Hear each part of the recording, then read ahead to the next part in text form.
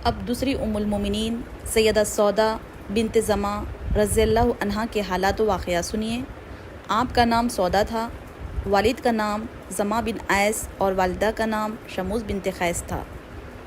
قبیلہ عامر بن لوئی سے تھی۔ یہ قریش کا ایک مشہور قبیلہ تھا۔ آپ کی کنیت ام الاسود تھی۔ نبی صلی اللہ علیہ وسلم کے عقد میں آنے سے پہلے سقران بن عمر عامری کے نکاح میں تھی۔ سقران ان کے والد کے چچازاد بھائی تھے۔ ابتدا ہی میں مسلمان ہوئی۔ ان کے شوہر نے بھی اسلام قبول کیا۔ حبشہ کی پہلی ہجرت کے وقت بھی دونوں مکہ میں رہ کر کفار کی سختیاں برداشت کرتے رہے۔ کفار کا ظلم حد سے بڑھا تو حبشہ کی طرف دوسری ہجرت میں یہ دونوں بھی شریک تھے۔ کئی برس گزرنے پر جب یہ مکہ آئے تو سقران انتقال کر گئے۔ سقران کے انتقال کے بعد رسول اللہ صلی اللہ علیہ وسلم نے ان سے نکاح فرمایا۔ سیدہ خدیجہ رضی اللہ عنہا کے بعد آپ نے دوسرا نکاح حضرت سودا رضی اللہ عنہا سے کیا، اور یہ ایسے ہوا کہ سیدہ خدیجہ رضی اللہ عنہا کی وفات کے بعد آپ بہت غمگین تھے، اس لیے کہ وہ ہر مشکل میں آپ کی غمگزار تھی۔ آپ کی حالت دیکھ کر عثمان بن مظعوم کی اہلیہ سیدہ خولہ بنت حکیم رضی اللہ عنہ نے اپنی خدمت میں حاضر ہوا۔ آپ صلی اللہ علیہ وسلم کی خدمت میں حاضر ہو کر عرض کیا، اے اللہ کے رسول صلی اللہ علیہ وسلم، کیا آپ کو ایک مؤنث اور غمگزار ساتھی کی ضرورت ہے؟ آپ نے فرمایا ہاں۔ اس پر وہ سیدہ سودا رضی اللہ عنہا کے والد کے پاس گئی اور ان سے کہا، اللہ تعالیٰ نے آپ پر خیر و برکت کے دروازے کھول دیے ہیں۔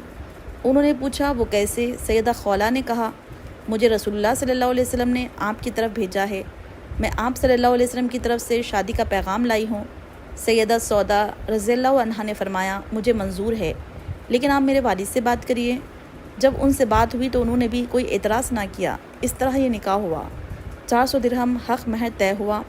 یہاں میں وضاحت کر دوں، بعض علماء نے لکھا ہے سیدہ سودا سے پہلے آپ صلی اللہ علیہ وسلم نے سیدہ عائشہ رضی اللہ عنہا سے نکاح کیا تھا۔ حافظ ابن کثیر نے اسی کو صحیح کہا ہے، لیکن بہت سے دوسرے مورخین اور علماء کا قول ہے کہ دوسرا نکاح سیدہ سودا رضی اللہ عنہا سے ہوا۔ سیدہ سودا رضی اللہ عنہا کے مکمل حالات کتابوں میں زیادہ نہیں ملتے۔ نبوت کے 13ویں سال نبی صلی اللہ علیہ وسلم نے ہجرت فرمائی اور مدینہ تشریف لے گئے۔ وہاں سے آپ صلی اللہ علیہ وسلم نے زید بن حارثہ رضی اللہ عنہ کو مکہ مکرمہ بھیجا تاکہ وہ سیدہ سودا اور دوسرے اہل خانہ کو مدینہ لے آئے۔ ان سے پہلے آپ صلی اللہ علیہ وسلم نے ان کے لیے رہائش کا بندوبست کر دیا۔ 10 ہجری میں رسول اللہ صلی اللہ علیہ وسلم نے حج کیا۔ اس موقع پر سیدہ سودا رضی اللہ عنہا نے بھی ساتھ تھی۔ سیدہ سودا رضی اللہ عنہا بہت زیادہ بھاری تھی، آہستہ آہستہ چلتی تھی، اس لیے انہوں نے نبی صلی اللہ علیہ وسلم سے اجازت چاہی، انہیں مزدلفہ کی طرف پہلے روانہ ہونے کی اجازت دی جائے۔ آپ صلی اللہ علیہ وسلم نے اجازت دے دی، چنانچہ وہ سب لوگوں سے پہلے ہی مزدلفہ روانہ ہو گئی۔ انہیں بھیڑ میں چلنے سے بہت زیادہ تکلیف ہوتی تھی۔ ایک مرتبہ ازواج مطہرات رضی اللہ تعالیٰ عنہا بارگاہ رسالت میں بیٹھی تھی۔ ایسے میں کسی نے پوچھا، اے اللہ کے رسول صلی اللہ علیہ وسلم، ہم میں سے سب سے پہلے کون مرے گا؟ آپ صلی اللہ علیہ وسلم نے فرمایا، جس کے ہاتھ لمبے ہوں گے۔ ازواج مطہرات رضی اللہ تعالیٰ عنہا نے بات کے ظاہری معنی لیے، آپس میں ہاتھ ناپنے لگی۔ سب سے بڑا ہاتھ اور لمبا ہاتھ سیدہ سودا رضی اللہ عنہا کا تھا، لیکن جب سب سے پہلے سیدہ زینب رضی اللہ عنہا کا انتقال ہوا تو انہیں معلوم ہوا کہ ہاتھ کی لمبائی سے آپ کا مقصد سخاوت اور فیاضی تھا۔ طبقات ابن سعد کی روایت کے مطابق آپ کا انتقال خلافت امیر معاویہ رضی اللہ عنہ کے دور میں ہوا۔ ایک روایت میں یہ بھی ہے کہ سیدنا عمر رضی اللہ عنہ کے دور خلافت میں انتقال ہوا۔ آپ کے ہاں آپ کے پہلے خاوند سقران سے ایک فرزند پیدا ہوئے، ان کا نام عبد الرحمن تھا۔ وہ جنگ جلولہ میں شہید ہوئے۔ نبی صلی اللہ علیہ وسلم سے آپ کے ہاں کوئی اولاد نہیں ہوئی۔ آپ سب سے زیادہ دراز قد اور موٹاپے کی طرف تھی۔ کتب احادیث میں آپ سے صرف 5 احادیث روایت کی گئی، اس میں سے ایک صحیح بخاری بھی ہے۔ آپ صلی اللہ علیہ وسلم کے اخلاق کی جیتی جاگتی آپ تصویر تھی۔ اطاعت اور فرمانبرداری تو ان میں کوٹ کوٹ کر بھر دی گئی تھی۔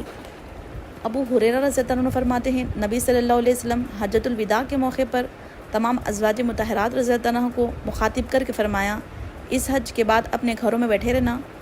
سیدہ سودا رضی اللہ عنہ، سیدہ زینب رضی اللہ عنہ نے اس حکم کی نہایت سختی سے تعمیل کی۔ سیدہ سودا رضی اللہ عنہا نے تو اس فرمان پر اس شدت کے ساتھ عمل کیا، کبھی حج پر ہی نہ گئی۔ فرمایا کرتی تھی کہ میں نے حج اور عمرہ دونوں کر چکی ہوں، اور اب رسول اللہ صلی اللہ علیہ وسلم کے حکم کے مطابق گھر سے بالکل نہ نکلوں گی۔ سیدہ سودا رضی اللہ عنہا حد درجے سخی تھی، اس میں بھی آپ کا خاص مقام ہے۔ درہم و دینار سے تو انہیں کوئی رغبت ہی نہ تھی، اللہ کے راستے میں خرچ کر دیتی تھی۔ ایک مرتبہ سیدنا عمر رضی اللہ عنہ نے سیدہ سودا کی خدمت میں درہموں سے بھری ایک تھیلی بھیجی۔ لانے والے سے پوچھا اس میں کیا ہے؟ انہوں نے بتایا درہم ہے۔ فرمایا کھجوروں کی طرح اب درہم بھی تھیلی میں بھیجے جانے لگے۔ یہ کہہ کر تمام کے تمام تقسیم کر دیے۔